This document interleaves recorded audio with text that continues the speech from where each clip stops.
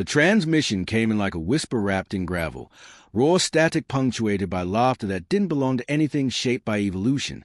It arrived during a solar blackout, sliding past Earth-crippled defenses and hijacking the last functioning orbital relay. The holographic feed was grainy, its image warping every few seconds under the strain of distance and contempt. The speaker was massive, muscles like coiled roots, black eyes veined with glowing pink, a mouth lined with spiraling rows of crystal fangs. His armor wasn't manufactured. It looked grown, ossified, like a living creature had volunteered its bones. His voice carried no effort. It was effortless doom. And when he smiled, somewhere the temperature dropped. "Your optics are blind," the alien sneered, lips curling around a language Earth had never authorized access to. "Your satellites squint through mud. Your missile follow shadows. Your marksmen flinch before they fire. You are not hunters. You are prey with telescopes." Then he leaned closer to the feed. "Send someone worthy, or keep your primitives in their holes." The transmission ended with laughter. Deep, slow, mocking. Across 27 planetary outposts, Earth's high command said nothing. No rebuttal. No denial. They simply activated a file marked Red Dusk. The file had no title, just a single name, stitched onto weathered fiber with thread charred by ion fire. One word, jagged, faded, and official. Klen. He was found beneath the snow in the Himalayas, half buried beneath camouflage netting and frost-layered stone. His breath reduced a vapor line slower than a dying heartbeat. 3 med drones hovered overhead but didn't approach. They'd been warned. Klen hated noise. He hated warmth. He hated being disturbed. He wasn't military anymore. They'd stopped giving him rank when he completed the Eidolon trials, an unofficial sniper program buried under so many layers of redaction that even its own creators forgot its authorization codes. His blood had been partially replaced. His iris was no longer biological. His spine was laced with coiled fiber that reacted to gravitational shifts before terrain changed. And he hadn't spoken in 4 years. Not once. Not since Europa. When the drones fed him the footage of the Zervok broadcast, he didn't blink, didn't speak, just shifted his weight, almost imperceptibly, and held out one hand. They gave him the rifle core. It wasn't a weapon in the usual sense. No barrel, no magazine, just a crystalline spindle and a broken grip. When Klen touched it, it pulsed, almost reluctant, then began to form around his hand like water freezing in reverse. The rest of the rifle, Mirage, assembled from a case of black matter components locked under triple biometric seal. When it was whole, the air tasted colder. He turned once toward the snowy valley. He didn't look back. They didn't send him in a ship. Ships could be tracked, intercepted, marked. Klen arrived on Titan inside a kinetic meteor shell, hurled at subatmospheric trajectory from an old Martian rail spine. The casing glowed like a comet. It hit the ice at 3,000 degrees Celsius, cracked open a kilometer-wide crater, and cooled within seconds, steam rising like the breath of sleeping gods. No beacon followed. No ping. No signal. Only silence. Then movement. Barely. Klen crawled out of the wreckage with one leg shattered and his cloak on fire. He crushed the flames with a roll, checked his optic, reset the focus, gritted his teeth once as he bent the leg back into socket. And then he vanished into the crater's curve like a memory. The cruiser floated overhead, less a ship and more heresy. Spires shaped like blades, hull stained with iridescent glyphs, drone nests dangling from retractable tendrils. The cruiser was laughing, not literally, but everything about it suggested mockery. Its bulk was exposed, its command dome transparent, its sensor eyes glowing. They weren't hiding. They were baiting. Inside, a new warlord prepared his speech. He was larger than the first, heavier. His name was Sarthus the Gluttonide, and his left hand was replaced with a cannon. Earth's linguists had decoded enough of their dialects to understand what he was about to say before he said it. He'd mock the humans, challenge them again, demand response. And Earth, again, would appear silent.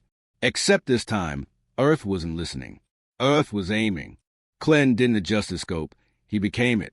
The ghillie net around him was made of layered refractors stolen from void serpent hides. His breath barely registered on the local atmosphere. Even Titan's own weather didn't notice him.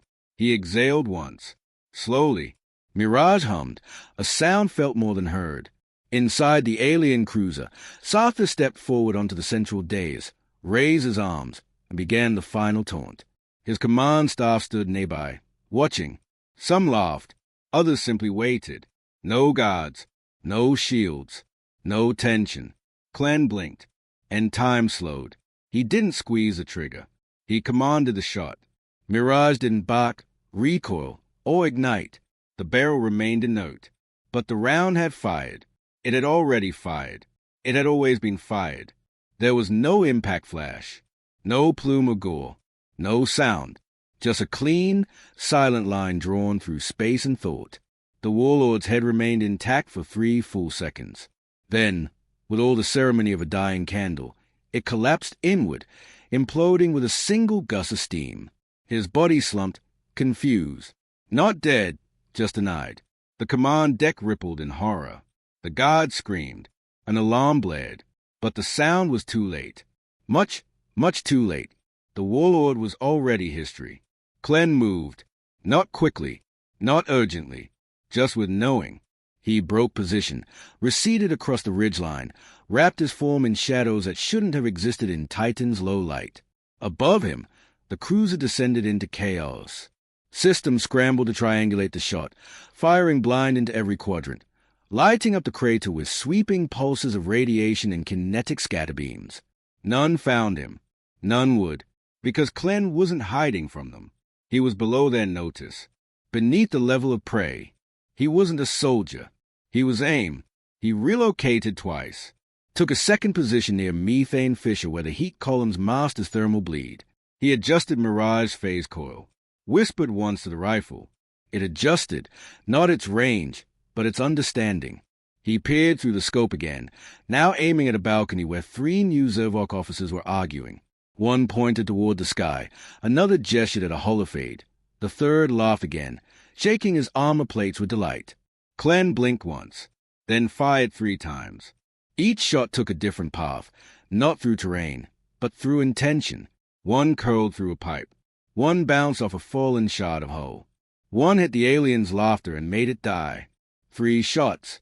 3 deaths. No alarms. No war cries. Only a moment of frozen confusion, then silence, and then, for the first time, panic. Inside the Zervok fleet, dread began to take root, not because of the kills, but because there was no source, no shape, no weakness. And then came a new sound, different from the alarms, a long, deep tone, echoing across low orbit like a cathedral sigh. A signal, a response. The Dominion was no longer laughing. They were summoning a grief titan. And Clen smiled, just slightly, because if they were bringing that, it meant they finally understood. This wasn't war. This was a hunt. The grief titan didn't land. It loomed. Miles above the shattered cruiser, it emerged from fold space like a cathedral being birthed from static and wind. Black stone that wasn't stone. Spires rising like guilt made visible. Its hull reflected no light, because it consumed it. A construct with no origin. A weapon built not for war but for demonstration. Clen stood in the mist, half buried in a methane ditch, watching as its silhouette bled into the upper stratosphere. The moment it appeared, he felt pressure behind his teeth, a low hum rattling his molars like a coming verdict. Even the soil beneath him changed. Not temperature, not texture, something subtler. Wait, maybe, or history. He adjusted Mirage coil with a tap of one finger. The rifle didn't click. It listened. The cruiser below the Titan still smoked, listing in midair like a crippled Leviathan. Emergency pylons stabbed into Titan's crust to stabilize its descent, and retrieval pods now sprayed from its belly in measured bursts. They weren't evacuating. They were deploying. 6 squads of Zervok ash jumpers, clad in reinforced bone armor, began their sweep. Their visors burned red. Their gait was slow and confident, as though scenting blood. They didn't speak, didn't coordinate. Each carried a plasma staff in one hand and a bioscanner in the other, sweeping left to right, pulses humming with growing volume. Clen moved 2 centimeters. It was enough. A small rock shifted under his chest. The sound was imperceptible to human ears. But the bioscanners heard it. One of the jumpers froze, twitched toward the direction of the sound. Clem didn't panic. He closed his eyes. The bioscanner surged once, twice, screamed in binary. Too late. Mirage was already rising. He didn't shoot the jumper. He shot the scanner. A half-millimeter round designed to melt circuits, not flesh. The scanner exploded in the jumper's hand, incinerating 3 fingers and blinding the others behind him in a burst of corrupted infrared feedback. Then he moved. Fast. Low. Unseeable. Clen's cloak rippled, not visually, but historically. It didn't bend light. It bent notice. The cloak made whoever wore it forgettable. The neural patterns of those who glimpsed him would immediately discard the information. It wasn't magic. It was trauma encoding, weaponized disregard. By the time the jumpers circled back to the crater's edge, Clen was 30 meters behind them, pressed against an outcrop of collapsed thermal pipes. One jumper lagged, slower than the rest. Not injured, just arrogant. He scanned the ground, lifted his staff, and turned. Clen stepped forward. No rifle, just a blade. A monofilament wedge shaped like a broken shot of mirror. It didn't gleam. It didn't slice. It negated. Clen stepped behind the alien and moved the blade in one long arc across the back of the creature's knee. The cut wasn't clean. It was correct. The alien collapsed forward, soundless, the blood already freezing before it hit the stone. Clen caught him, gently, almost kindly, and laid him flat before removing the throat plate and sliding a thin needle round through the larynx. Not to kill, to record. The alien gasped, sputtered, blinked. The needle harvested vocal structure, frequency pattern, syntax residue. Mirage side module opened. The rifle inhaled the data like smoke. Now it could speak Zervok, and that meant more than language. It meant understanding. Trajectory predictions, tactical philosophy, heat dispersion during reloads. Earth Sniper now had access to a whole new physics of kill. The remaining jumpers never stood a chance. Clen whispered one command, hollow fire. Mirage hummed. 7 shots. No recoil. No flash. Each round traveled a unique path, banked off carbon pylons, skipped across wind haze, even passed through a methane geyser for angle correction. The result was surgical slaughter. Each jumper dropped in sequence, not one understanding where the shot had come from, or why their armor had failed. Clen advanced. His boots never quite touched the ground in full. He moved through the destruction with silence sewn into his bones. The cruiser overhead had begun to power its side batteries, twin magma lancers folding into activation position. Red coils built charge. He didn't look up. He focused on the crater floor, on the sprawl of Zervok tech spilled from the destroyed retrieval pods. Among the wreckage, one item pulsed with faint silver. Not powered. Alive. A neurostitch node. He hadn't seen one since Mars. Back then, they'd used it to rewrite prisoners, implant false memories, convert resistance fighters into sleeper agents. The node was semi-organic, breathing faintly, like a lizard's throat. Clen knelt beside it. He tapped twice on the top shell, old Earth code, a sniper's binary knock. Pause. Tap. Tap, tap. The node paused, whirred, then opened its upper lobe. Inside, wrapped in gelatinous light, was a fiber shard, Zervok Vision module, direct uplink to the Grief Titan's eye above. He took it, and everything changed, because in that instant, Clen could see what the Titan saw. Not just terrain, not coordinates, but intent. The Titan's eye didn't view people. It viewed threat lines, color-coded arcs that displayed the probability of danger based on movement, heartbeat cadence, optic dilation, limb tension. It could anticipate betrayal, loyalty, hesitation, and purpose. And it couldn't see Clen. Not at all. To the Titan's eye, there was only static where he knelt. A hole, an absence of decision, a blind spot. That meant one thing. He was still in play. He mounted Mirage again, linked the vision shard to its scope.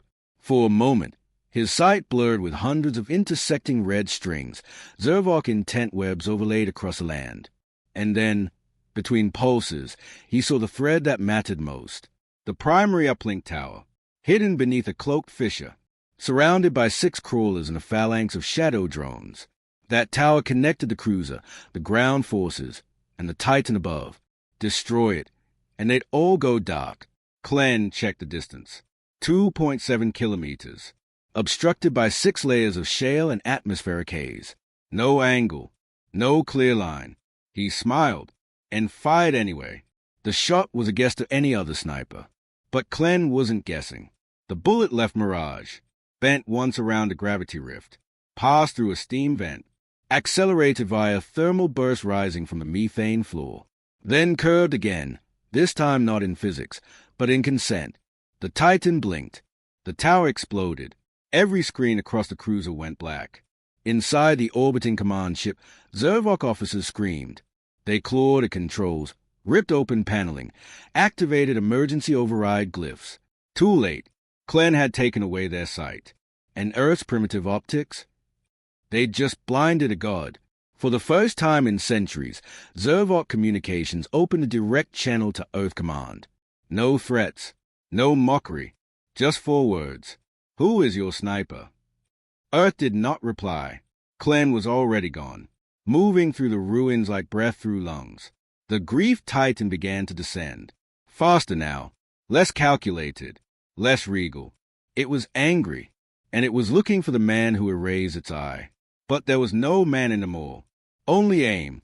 The Titan didn't fall so much as it descended with rage. Clouds bent around its form like obedient insects, Titan's upper atmosphere hissing and boiling under gravitational duress.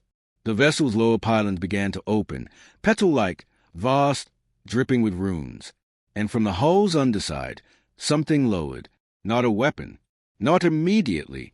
A shrine, 6 stories tall, spiked, wrapped in leather-like banners pulsing with heat signatures that didn't match any known life form.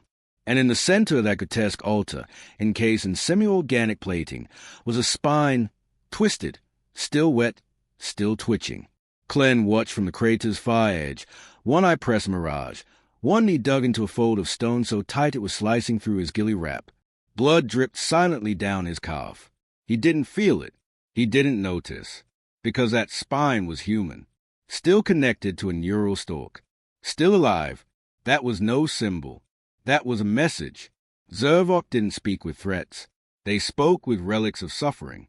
Whoever that soldier had been, pilot, scout, diplomat, they captured him alive, ripped him open, kept his brain intact, fed it memories on loop, turned it into a living radio that screamed in a language made of pain. The Titan wanted Clem to hear it. And he did. 1,000 meters away, he heard the whisper of blood in exposed lungs. He heard the electrical stutter of a brain refusing to die. He heard a name looped over and over again in fading English. Ames. Ames. Tell her tell Ames. He shut his eye. Mirage clicked softly. It was not mercy he loaded. Not forgiveness. It was silence, shaped into steel. A round made not to kill, but to stop a memory from being stolen again. Clem fired.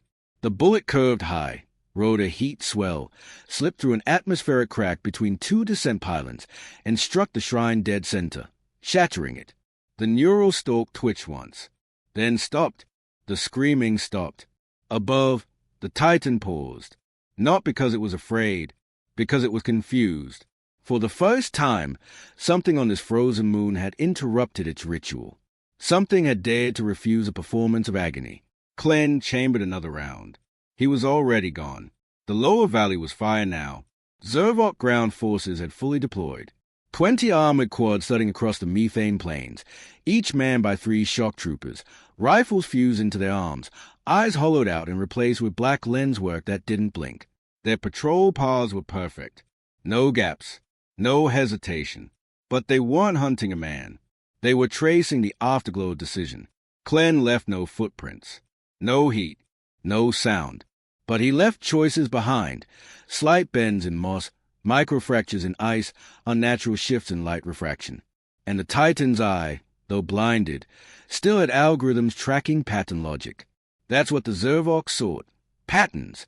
But Clem had long since stopped thinking like a man. He wasn't hiding. He was rehearsing. Because the grief Titan had done something unexpected. It hadn't fired on him. It hadn't targeted the terrain. It had opened.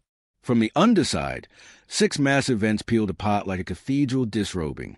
Within, coils of meat and machine twisted together, lung-like, pulsing in rhythm, releasing black steam into the sky. This wasn't a ship. It was a choir, and it was preparing to sing. He remembered Europa. He remembered what their songs had done there. Entire oceans boiled into vacuum, storms shrieking in harmony, men bleeding from their ears before they had time to scream. The Titan was about to weaponize sound.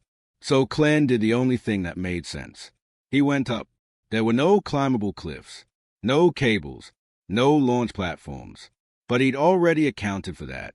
He activated the quake beacons, buried earlier, when the jumpers were still searching the crater, for miniature seismic rods placed at key junctions.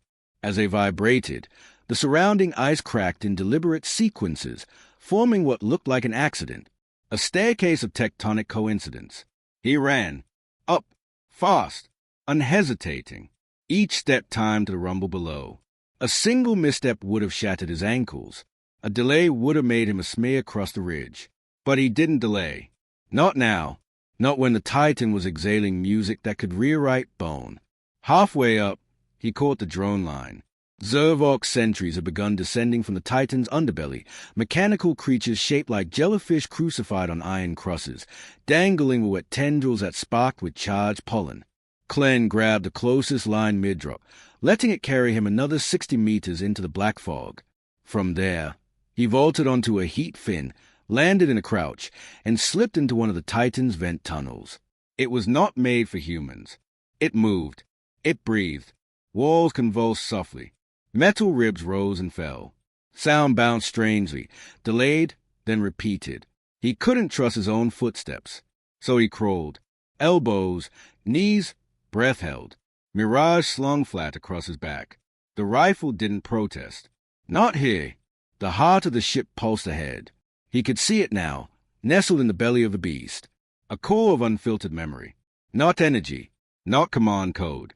Memory. This Titan didn't fire weapons. It relived moments until the target broke. Every planet it destroyed again, from the inside out, projecting grief as radiation, turning sorrow into physical ruin. The closer he crawled, the more his brain screamed. He felt Europa again. The cave-in, the blood on his boots, the screams in the snow. His rifle rising as he said, "I'm sorry, Ames. I'm so."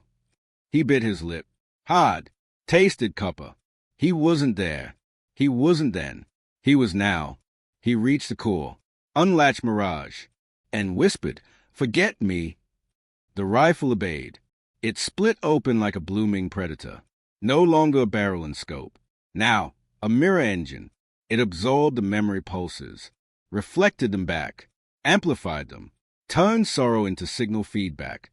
The Titan howled. For the first time in eons, it staggered. A ship that had eaten planets stumbled. Its choir song turned discordant. Notes fractured.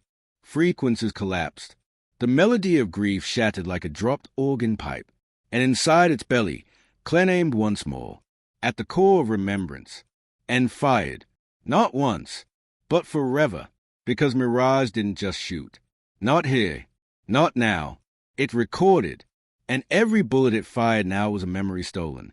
Of Europa. Of Mars. Of every soul the Titan had consumed. Clen didn't destroy the heart. He made it remember too much. The Titan screamed. All 6 pylons collapsed. Choir vents burned red, then white, then black. The sky cracked. A gravity wave ripped the ice apart in a 5-mile radius. Clen didn't escape. He didn't run. He just let go. The last thing he saw was the stars, suddenly clear again, no longer tinted with song. He wasn't dead. He should have been. But his lungs still burned. His heart still kicked. And something cold was dragging him from the wreckage. Not a medic. Not a drone. Not anything human. Clen opened one eye. The sky above him no longer shimmered with stars or warships. It was blank, a white mist, dense as bone dust, swirling in every direction. Light came from nowhere. Sound came from beneath him. A hum, deep and slow, like a voice remembering its first scream. He reached for Mirage. Gone. His arm didn't respond. His ribs shifted like broken cogs. 3 of them were cracked, maybe more. His spine was listing. One knee refused to obey commands. But his eye, his shooting eye, still burned. Still open. Still awake. He blinked. The world didn't change. Still the mist. Still the pool. Then he saw it, beneath the vapors, beneath the stone. A door, ancient and alive, with hinges that moved like jaws. It wasn't built by Zervok. It wasn't built at all. It had always been here. He realized what had happened. The Titan's collapse had cracked the ice too deep, too far. It had broken something buried. And now the ground wanted revenge. The thing dragging him was neither machine nor beast. It had too many arms to be useful, too few legs to be stable, and a face shaped like a cracked visor. Its movements were jerky, almost confused, as if it were learning how to walk by wearing someone else's memory. Clem didn't resist. Not yet. He let it haul him into the rift. Let it drop him at the base of the living door. And when it vanished, scuttling into the mist like a mistake, it left him alone with the threshold. Clem sat up, slowly. Every nerve protested. The pain was specific, earned. But the sniper didn't flinch. He blinked again, measured the depth. The stone, there were stays, made for human feet. Not Zervok, not any known species. Human, but older than Earth. He stood and descended. The air changed as he moved. First colder, then wetter, then familiar. He smelled old gunpowder, ash, the sterile scent of sniper oil. At the third tane, he saw his own initials carved into the wall. Crude, blood-smeared, KL. He hadn't done that. He couldn't have, unless he kept moving. Deeper, the stairs led to a chamber, a vast one, echoing and still. The mist parted, the light sharpened, and there, impossibly, absolutely, stood a woman. Human, in sniper blacks, hood low over one eye, hair cut short, a core rifle slung across her back, knee identical to Mirage. She turned, smiled. "Hello, Clem." He froze. His voice came out like rust. "You died on Europa." "I did," she nodded, "but not before I passed a gate." "What gate?" She stepped aside. Behind her, a second door pulsed. Not open, not shut, listening. "I crossed into the observatory," she said. "What you just found isn't a ruin. It's an archive." He narrowed his eyes. "What kind of archive?" She shrugged. "The kind that remembers every sniper who ever mattered." A beat passed. "Earth," she added, "has a legacy." Clem stared at her. This wasn't memory. It wasn't hallucination. This was Ames, the woman he'd left in the snow, the one he'd failed. She was alive, or at least continued. Her voice softened. "I know what you think, that you died in the Titan, that your body's been reconstructed, that maybe this is purgatory, but it's not." Clem glanced at his hands. They looked the same. "Then what is it?" Ames tapped the stone with her boot. This place was buried by the Zervok, hidden beneath layers of war. But before that, we used it. Humans. The first Earth. Before even the continent split. Before language took its first breath. He blinked. Once. She continued. The observatory recorded every kill. Every perfect shot. Every impossible angle. It learned from us. And when we vanished, it waited. And now, Clem rasped. Now it wants a new entry. Her hand moved to her rifle, but she didn't aim. She offered it. Clem stepped forward. His fingers wrapped around the grip. It was cold, but it pulsed once, like a heartbeat. "I'm not a hero," he muttered. "You're not supposed to be," she said. "You're the shot they never see coming." Then she was gone. No flash, no smoke, just vanished. The room dimmed, and the second door opened. Clem stepped through. He did not find more stone. He found space. Real, outer, raw. He was standing, somehow, on the outside of time. Stars bled around him like wounds in a curtain. He looked down and saw Earth, but not his Earth. An Earth still burning, still fighting. The Zervok hadn't stopped. The Titan was only the first. Now there were 5, descending toward Earth's final city. And Earth, primitive, arrogant, beautiful, was lifting its guns. They wouldn't be enough. Not without optics. Not without him. Clem raised a rifle. He did not wonder how the shot would reach. He did not calculate angle, vacuum, or drift. The observatory handled all of that. He simply picked a target. One Titan. The leader. The one laughing through quantum channels. He pulled the trigger. The stars folded. And Earth's sky changed color. Zervok Command didn't understand. Their sensors showed no weapon fired. No ship entered. No missile launched. Yet the prime Titan split perfectly down the center. No explosion. No heat. Just absence. Its choir was silenced. Its memory core erased. Its god pilot unmade mid-thought. And worse, the shot came from nowhere. The other Titans hesitated. For the first time in galactic memory, they hesitated. Earth satellites, mostly junk and dead orbiters, spun lazily through the black. But somewhere between 2 defunct comrades and an old weather station, a scope turned. The next round whispered. The third shot tore through time. Not air, not vacuum. Time. The Zervok didn't even detect the projectile, only the result. The second Titan's midsection inverted, turning inside out like a trick of light. It folded upon itself, let out a wet mechanical howl, and then blinked out of existence, leaving only a long smear of static across every sensor within 100 million kilometers. There was no sound, but across the command net of the Zervok fleet, a word whispered like static through the void. Sniper. Not a language, not a dialect. A fear. The third Titan hesitated. It began to rotate, slow and unsure, adjusting its forward mass to protect its song core. Thousands of Zervok across its hull retracted like parasites afraid of open air. Its pylons closed, its choir silenced, and for the first time in 1,000 years, it backed away. That was the moment Earth rose. City platforms launched into orbit, spewing fire like wings. Crude railguns bristled on civilian towers. The remnants of Earth's militia fleets, tugboats, mooncrawlers, even decommissioned freighters, lit up with desperation. They didn't fire because they thought they'd win. They fired because someone had already begun to break the silence. And that someone didn't miss. Clem lay motionless inside the observatory. His breath slowed. His blood was thickening. Something behind his eyes pulsed with light not meant for humans. But the rifle, it kept humming. Each shot he made, each impossible angle he bent, didn't tire him. It remembered for him. The fourth Titan tried to outsmart the system. It triggered a wormhole distortion field, burning half a moon in the process, and appeared above Earth's Pacific stretch, cloaked, silent, preloading its gravitational weapons. Clem didn't flinch. He didn't scan. He simply whispered, "It's always a Pacific." Mirage heard him. It adjusted. The fourth shot never left the barrel.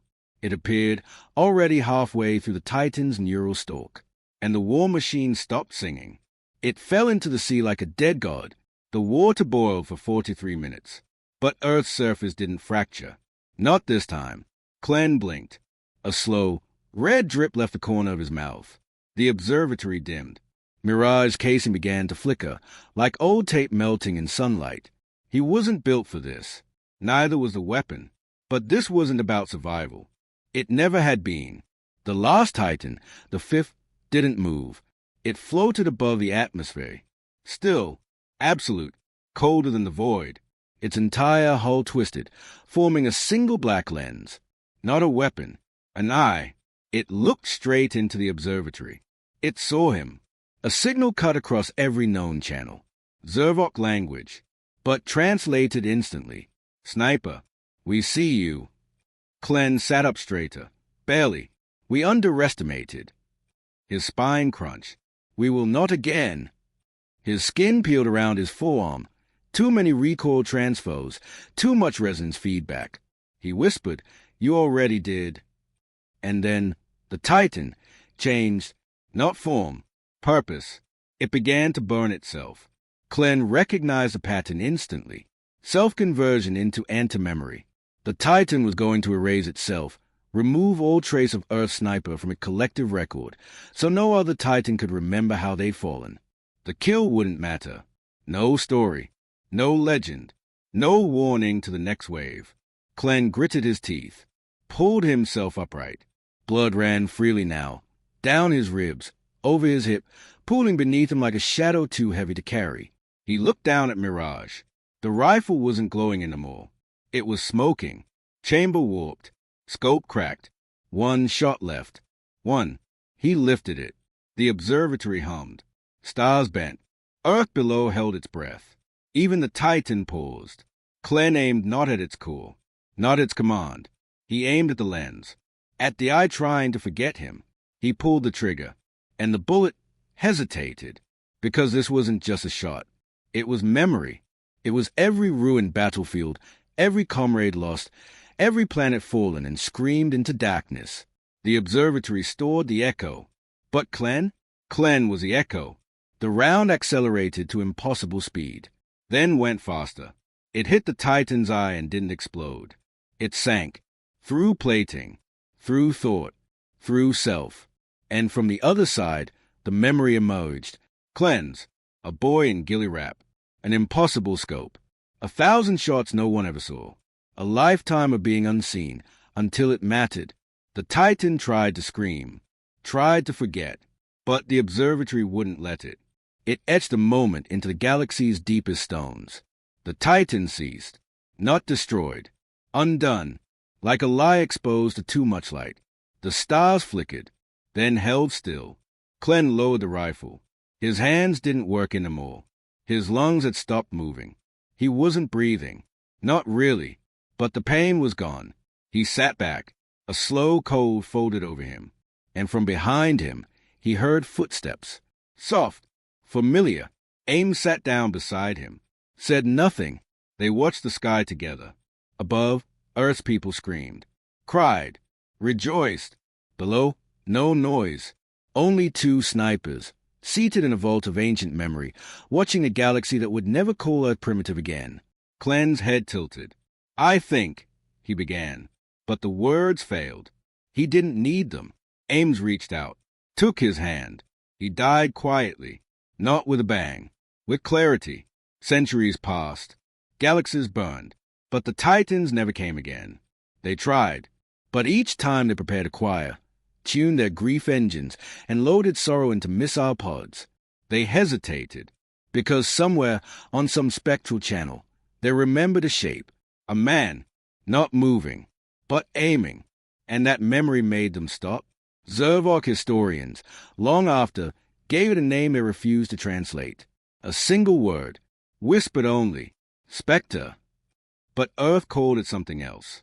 A shot in the dark that made gods flinch. A whisper that ended war. A sniper,